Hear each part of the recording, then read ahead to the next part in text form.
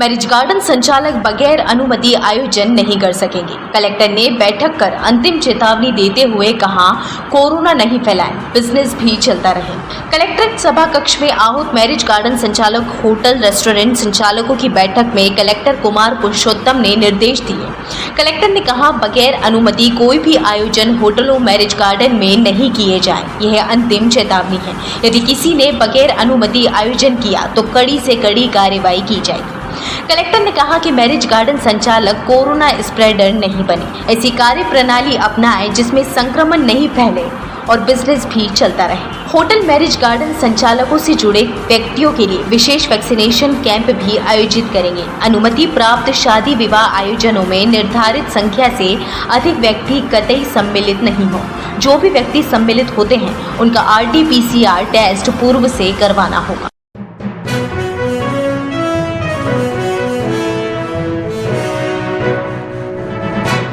अनेकों राष्ट्रीय और अंतर्राष्ट्रीय खिलाड़ी शहर की पहचान बने हैं, जिन्होंने शहर का नाम रोशन किया है। लेकिन शहर के खेल मैदानों की दर्द भरी दास्तानों से खिलाड़ी त्रस्त हैं। शहर के मध्य खिलाड़ियों के लिए मुख्य तौर से 2 खेल परिसर हैं। दोनों खेल मैदान इन दिनों अपनी जर्जरता के शिकार हैं। कॉलेज रोड स्थित शासकीय कला एवं विज्ञान महाविद्यालय के खेल मैदान में इन दिनों खरपतवार की फसल लहरा रही है, जिसने खिलाड़ियों के सामने बाधा उत्पन्न की है। इस विशाल खेल परिसर की देखरेख नहीं होने से यह खेल मैदान उजड़ा चमन बना है। खिलाड़ी राकेश शर्मा बताते हैं, इस खेल ग्राउंड में उज्जैन संभाग के सबसे अच्छा ट्रैक है। मेरा नाम राकेश शर्मा है। मैं यहाँ पे एथलेटिक्स के खिलाड़ियों को थोड़ा प्रशिक्षण भी देता हूँ और बास्केटबॉल का खिलाड़ी रहा हूँ पहले। भाई ग्राउंड की कंडीशन और कैसा क्या रहा है? ग्राउंड की स्थिति बहुत ज़्यादा बिगड़ती जा रही है। जैसा कि आप देखेंगे कि ये ट्रैक जो है पूरे उज्जैन संभाग में एकमात्र इसी कॉलेज के पास ऐसा ट्रैक है जिसमें 8 लेन ट्रैक और इस पर अच्छी प्रतियोगिता हो सकती है, खिलाड़ी प्रैक्टिस कर सकते हैं। लेकिन पिछले कुछ सालों से इसका रखरखाव पर कोई ध्यान नहीं दिया जाने के कारण इसकी हालत ऐसी जर्जर हो गई है कि खिलाड़ियों को कई बार चोट आती है। हमारे यहाँ से कई इंटरनेशनल नेशनल खिलाड़ी निकले हैं। पिछले 2-3 महीने पहले एक इंटरनेशनल खिलाड़ी जो 400 मीटर का रहा, रेलवे में नौकरी करता, नट्टू को यहाँ पर इंजरी हो गई थी, पैर उसमें मोच खा गया था पूरा, उसको कम से कम 3-4 महीने रेस्ट करना पड़ा। तो ये बहुत बड़ी समस्या है। इधर साइड में फुटबॉल का ग्राउंड है, यहाँ पूरे ग्राउंड के अंदर घास उगी हुई है, गाजर घास, और ये समस्याएँ विद्यमान है, जिससे खिलाड़ियों को प्रैक्टिस में बहुत परेशानी तो होती है। किसी आला अधिकारी वगैरह को आपने संबोधित किया है? हमने कई बार इसके लिए यहाँ के राकेश साहब को भी कहा है और उन्होंने कई बार यहाँ पे सुविधाएं करने का प्रयास भी किया, लेकिन चूँकि ये बड़े स्तर पर इसका कार्यक्रम होना ज़रूरी है, क्योंकि यहाँ जो मुहर्रम डलनी है वो मुहर्रम कहीं ना कहीं वरिष्ठ अधिकारियों को, जिला प्रशासन को, PWD और साथ कर यहाँ पे जनप्रतिनिधियों को इस पर विशेष ध्यान देना होगा, क्योंकि पूर्व में खेल चेतना मेला यहाँ पर होता था। उस कारण से ग्राउंड हर साल रखरखाव हो जाता था, लेकिन विगत 4 वर्षों से जब से खेल चेतना मेला इस ग्राउंड पर नहीं होने लगा है, तब से इस ग्राउंड की हालत हो चुकी है। ये दूसरा खेल परिसर नेहरू स्टेडियम नगर निगम के स्वामित्व वाला है, जहां ऑडिटोरियम का निर्माण कछुए की चाल पर चल रहा है।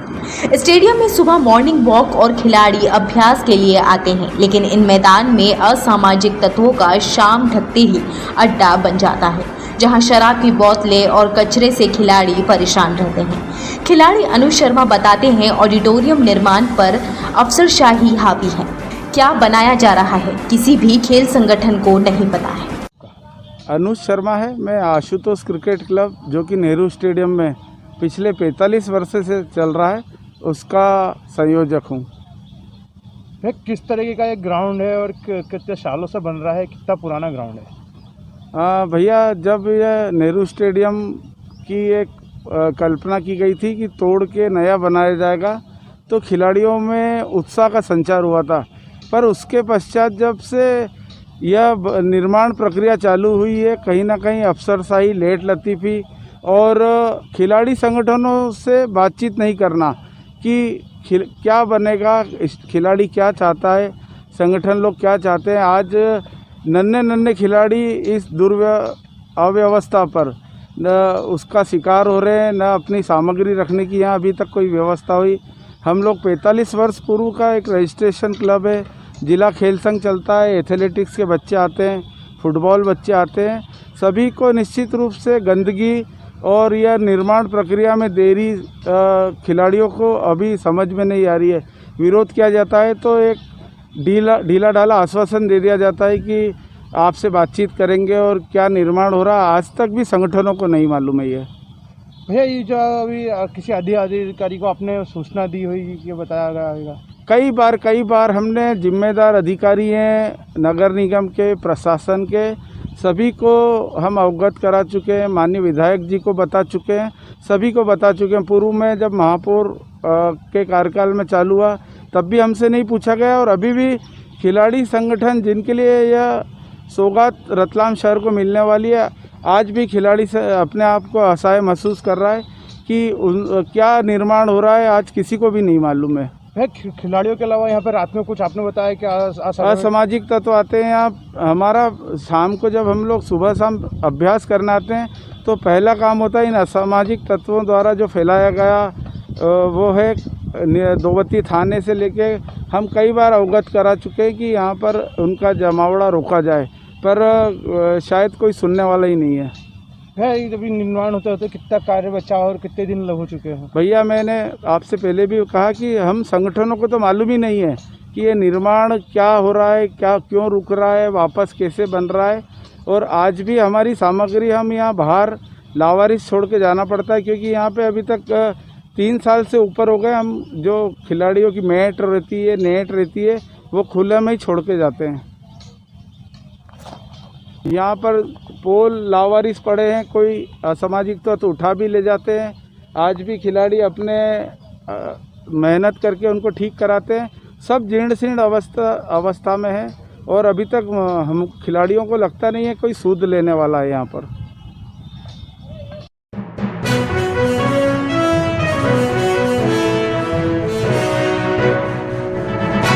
आषाढ़ मास के शुक्ल पक्ष की द्वितीय तिथि पर 12 जुलाई को परंपरा मुताबिक जगन्नाथपुरी की तर्ज पर भगवान जगदीश की रथ यात्रा निकाली जाएगी। थावरिया बाजार स्थित श्री जगदीश मंदिर से निकलने वाली रथ यात्रा का यह 25वां साल है। मंदिर समिति अध्यक्ष मंगल लोढ़ा के मुताबिक कोरोना गाइडलाइन के मुताबिक अनुमति नहीं मिलने पर यात्रा समिति प्रतीकात्मक रूप से यात्रा निकालने जा रही है। रतलाम का यह जगदीश मंदिर भी राजा राजबाड़े के समय की पहचान है, जो 350 साल पुराना मंदिर है। भगवान जगदीश जगन्नाथ मंदिर का निर्माण महाराज राम सिंह चौहान ने अपने गुरु उत्कल निवासी स्वामी हरिहर पांडा की प्रेरणा से 1670-75 के करीब बनवाया था। मंदिर ओडिशा की स्थापना कला का एक सुंदर नमूना है। मंदिर के शिखर पर एक गोल कंदूरेदार व्रत है, जो भगवान जगदीश का सुदर्शन चक्र है। मंदिर में भगवान जगन्नाथ की श्याम मूर्ति और समीप बड़े भैया बलराम और बहन सुभद्रा की सुंदर प्रतिमा है। मंदिर में सिद्ध पीपल का वृक्ष भी है। मलाल तो इस बात का है कि इस धार्मिक और प्राचीन धरोहर का अब तक जीर्णोद्वार तक नहीं किया जा रहा है, जिससे भक्तों में नाराजगी है। जगन्नाथ रथ यात्रा समिति की बैठक आगामी 12 जुलाई को भगवान श्री जगन्नाथ जी की रथ यात्रा का कार्यक्रम है और भगवान जगन्नाथ जी की रथ यात्रा प्रतिवर्ष हम निकालते आ रहे हैं। समिति को यात्रा निकालते हुए 25वें वर्ष में हम प्रवेश कर रहे हैं यात्रा, और ये यात्रा बड़ी धूमधाम से हम समिति द्वारा निकाली जाती थी, लेकिन विगत वर्ष से कोरोना महामारी और प्रशासन के द्वारा मांगी गई अनुमति नहीं दिए जाने से और कोरोना महामारी को देखते हुए समिति द्वारा निर्णय लिया गया कि कोरोना महामारी के चलते रथ यात्रा प्रतीकात्मक रूप में निकाली जाएगी।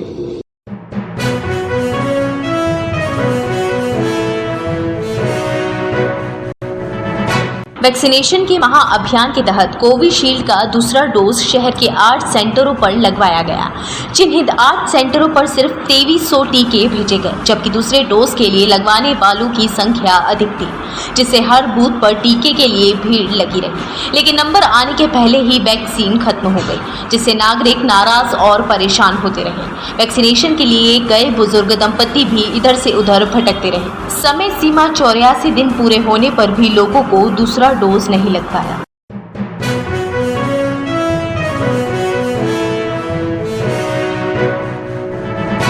खेल प्रशिक्षण राष्ट्रीय खिलाड़ी राकेश शर्मा का शासकीय कला एवं विज्ञान महाविद्यालय खेल परिसर में जन्मदिन मनाया गया।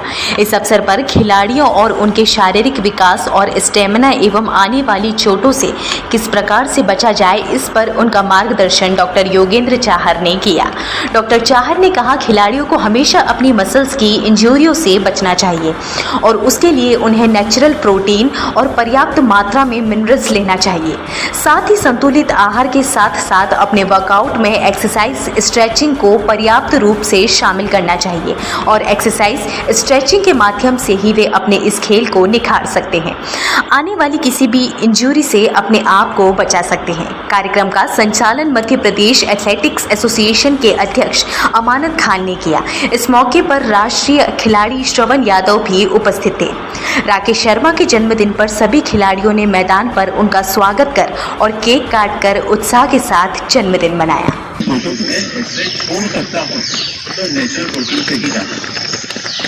अगर आपने प्रोटीन लिया, प्रोटीन बना रहता है छोटे छोटे तंतुओं से, बारीक बारीक प्राणों से, जिसको होता है अमीनो एसिड।